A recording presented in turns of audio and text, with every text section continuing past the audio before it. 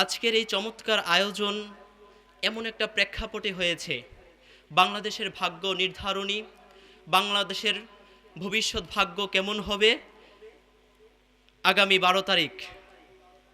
পুরো বাংলাদেশ তাকিয়ে আছে, পুরো বাংলাদেশের 18 কোটি মানুষ তাকিয়ে আছে আগামী 12 তারিখের ফলাফলের দিকে, ঠিক কিনা? তো আমরা বলতে চাই, একজন গণতান্ত্রিক দেশের নাগরিক হিসেবে ভোট আপনার কাছে আমানত। আপনি সেই আমানতের যথাযথ ব্যবহার করবেন, সৎ, যোগ্য এবং আমানতদার ব্যক্তির হাতেই আপনার আমানতকে তুলে দিবেন। এমন কারো হাতে আপনার আমানত যেন না যায়, আপনার আমানত পেয়ে সে দেশ ও জাতির ক্ষতির কারণ হয়ে দাঁড়াবে, ঠিক কিনা?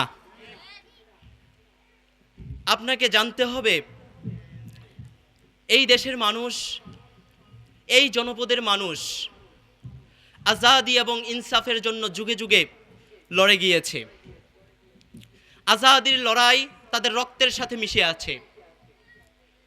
আজাদি এটা কোনো ভিক্ষা নয়, ইনসাফ এটা কোনো দয়া নয়। আজাদি এবং ইনসাফের জন্য এই জনপদের মানুষ বারবার রক্ত দিয়েছে। এই জনপদের ইতিহাস বারবার রক্ত দিয়ে লেখা হয়েছে, ঠিক কিনা?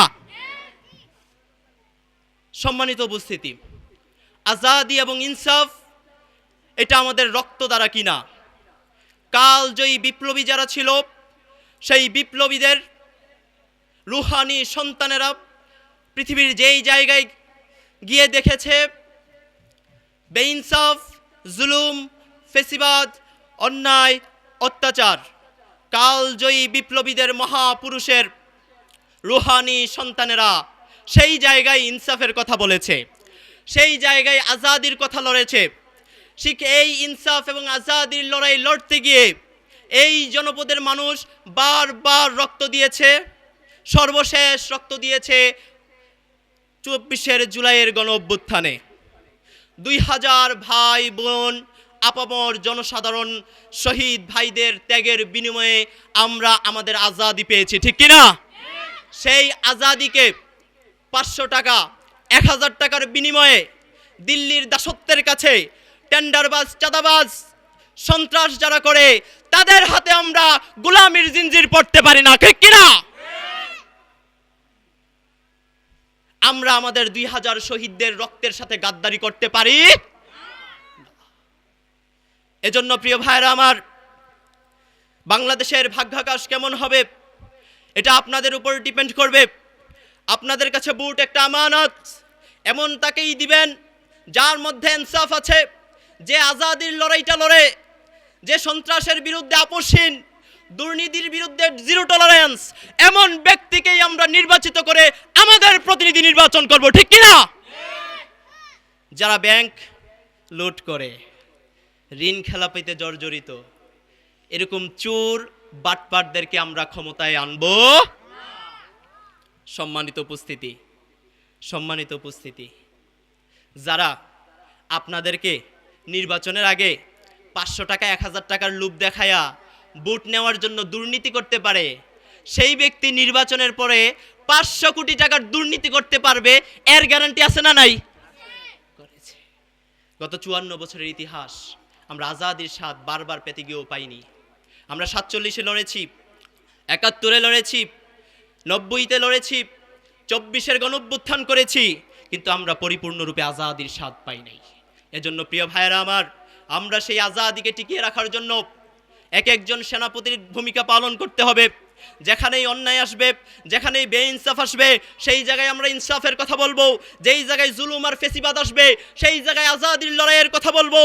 এর বিরুদ্ধে যদি কেউ আসে, তার ঠিকানা এই বাংলার জমিনে হতে দেব না, ঠিক না? সম্মানিত উপস্থিতি, এজন্য আমরা আমাদের প্রতিনিধি নির্বাচনের ক্ষেত্রে নিজেরা আগে ট্রান্সপারেন্ট হব, পরবর্তীতে আমাদের শাসক যাকে আনবো, আমাদের খাদেম যে আসবে, তাকে ট্রান্সপারেন্ট থাকতে আমরা বাধ্য করব। 500 টাকা, 1000 টাকার বিনিময়ে এবার এই জাতি ভোট দিবে না। দুঃখজনক হলেও সত্য, মানুষ আমাদের কাছে প্রশ্ন করে। আমার এক বন্ধু তো সে আমাকে সবসময় জুনিয়র স্কলার বলে বলে ডাকে। তো একদিন ফেসবুকে, একদিন বলতে গত পরশু দিন মেসেঞ্জারে আমাকে নক দিচ্ছে, আসসালামু আলাইকুম জুনিয়র সাহেব, একটা ফতুয়া জানার ছিল। আচ্ছা বলেন, আপনি কি ফতুয়া জানতে চান? বন্ধু বলে যেভাবে সম্বোধন করে এভাবেই করলাম, বলো ফতুয়া কি জানতে চাও।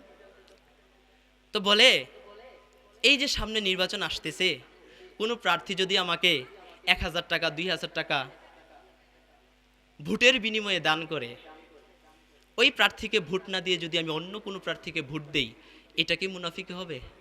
চিন্তা করছেন কত কঠিন মাসালা। তো আমি বললাম যে বন্ধু, তুই তো জানিস আমি ভার্সিটিতে ডিবেট করি, আমি একজন বিতার্কিক মানুষ, আমি তাহলে ডিবেটের আলোকে তোর উত্তরটা দেই। আচ্ছা ঠিক আছে বন্ধু, তোর উপরে বিশ্বাস আছে, তাহলে দে। তো আমি বললাম, বন্ধু দেখো, সে তোমাকে টাকা দিয়েছে ভোট দেওয়ার জন্য, তো সে টাকা দিয়েছে কেন? সে অযোগ্য বলেই ভোট কিনতে আসছে টাকা দিয়ে, তাই না? এখন কথা হচ্ছে, তুমি তার থেকে টাকা নিলা, এখানে একটা পাপ করলা, এই জায়গায় তোমার একটা গুনাহ হইল। এই অযোগ্য ব্যক্তির থেকে টাকা নেওয়ার পরে একটা গুনাহ করলা, আর ওই অযোগ্য ব্যক্তিকে ভোট দিয়ে আরেকটা গুনাহ করলা, তাহলে গুনাহ কয়টা হইল? আর একটু জোরে কথা বলতে হবে, গুনাহ কয়টা হইছে? আচ্ছা, এবার কথা হচ্ছে, বন্ধু তুমি এই অযোগ্য ব্যক্তি থেকে টাকা নিলা, কিন্তু ভোট দিলা হচ্ছে যোগ্য ব্যক্তিকে, তাহলে এখানে কয়টা গুনাহ হবে? কয়টা? একটা, কারণ ভোটটা তো জায়গা মতো দিছে। তো আমি বন্ধুকে বললাম, বন্ধু বলো তো লাভ কোন জায়গায় আছে একজন মানুষ হিসেবে? তো আমার বন্ধু একটা চমৎকার উত্তর দিছে, ওই যে টাকা নেব সব জায়গায় থেকে, ভোটটা দেব জায়গা মতো। তো আমি বললাম যে বন্ধু, আমি সারা জীবন মাদ্রাসায় পড়লাম, এখনো ইসলামিক স্টাডিজে পড়াশোনা করতেছি, তোমার কাছ থেকে বুঝি এই কথা শোনার জন্য? ব্যাপারটা হইলো মেলটা মানি, কিন্তু তাল গাছটা আমার, তাও আমি টাকা খাবো, ছাড় দেব না। তো সম্মানিত ভাইয়েরা আমার, আমরা বলতে চাই, ইসলামী শরিয়া বলে টাকা নিয়ে ভোট দেওয়া, টাকা নেওয়াও হারাম, এবং অযোগ্য ব্যক্তিকে ভোট দেওয়াও অপরাধ। এজন্য প্রিয় ভাইয়েরা আমার, আমরা আমাদের প্রতিনিধি নির্বাচনের ক্ষেত্রে অবশ্যই যোগ্য, আমানতদার, সৎ ব্যক্তিকে বাছাই করব। আর আমরা যখন আমাদের কাজটা আমরা করতে পারবো, তখনই আবু বকর, ওমর, উসমানের মতো শাসক আমরা পাবো, তাদের বৈশিষ্ট্যমণ্ডিত ব্যক্তিদেরকেই আমরা ক্ষমতায় নিতে পারবো, ঠিক কিনা? আমরা কি তাদের মতো শাসক চাই না? আমরা কি তাদের মতো শাসক চাই না? চাই। আমরা এমন শাসক চাই না যে জনতাকে না ভালোবেসে ক্ষমতাকে ভালোবাসবে, আর যে ক্ষমতাকে ভালোবেসে রাজনীতি করে, সে ক্ষমতাকে টিকানোর জন্য বারবার হাজার হাজার মায়ের বুক খালি করতেও দ্বিধাবোধ করবে না। এমন নজির বাংলাদেশে আছে না নাই? এই তো 5 আগস্টের পূর্বেই। এজন্য যারা জনতাকে ভালোবাসে, আমরা তাদের পক্ষেই অবস্থান করব, আর তখনই আমরা আবু বকর, ওমর, উসমানের মতো শাসক পাব, ঠিক কিনা? এজন্য প্রিয় ভাইয়েরা আমার, আমরা আমাদের দায়িত্বটা পুঙ্খানুপুঙ্খভাবে পালন করব। আমাদের দেশটাকে সোনার বাংলাদেশ গড়ার জন্য, সুখী, সমৃদ্ধ, দারিদ্র মুক্ত, ইনসাফের বাংলাদেশ। শরীফ উসমান হাদি ভাইয়ের কথার সাথে কথা মিলিয়ে আমি বলতে চাই, আমার শত্রুর সাথেও আমি ইনসাফ করব। সেই ইনসাফের বাংলাদেশের স্বপ্ন আমরা দেখি। সেই ইনসাফের বাংলাদেশ গড়ার জন্য আমাদেরকে প্রত্যেককে ভূমিকা রাখতে হবে। এমন যদি হতো আমার দেশের শাসক হতো, ওমরেরই মতো হতো, আবু বকরের মতো। এমন যদি হতো আমার দেশের শাসক হতো, ওমরেরই মতো হতো, আবু বকরের মতো। প্রজার দুঃখে তাদের চোখে আসতো না রে ঘুম, দেশের ভিতরে পড়ে যেত শান্তি সুখের ধুম। প্রজার দুঃখে তাদের চোখে আসতো না রে ঘুম, দেশের ভেতরে পড়ে যেত শান্তি সুখের ধুম। গরিব দুঃখী বুখা নাঙ্গা নাহি পাওয়া যেত, যদি আমার শাসক হতো ওমরেরই মতো হতো, আবু বকরের মতো। জনগণের খোঁজ খবর নিত রাত দুপুরে, ঘুরে ঘুরে দেখতো কি কেউ আছে অনাহারে। জনগণের খোঁজ খবর নিত রাত দুপুরে, ঘুরে ঘুরে দেখতো কি কেউ আছে অনাহারে। আমার দেশের মা বোনেরা লাঞ্ছিত হতো না, আমার দেশের কৃষক সমাজ বঞ্চিত হতো না, আমার দেশের মা বোনেরা লাঞ্ছিত হতো না, আমার দেশের কৃষক শ্রমিক বঞ্চিত হতো না।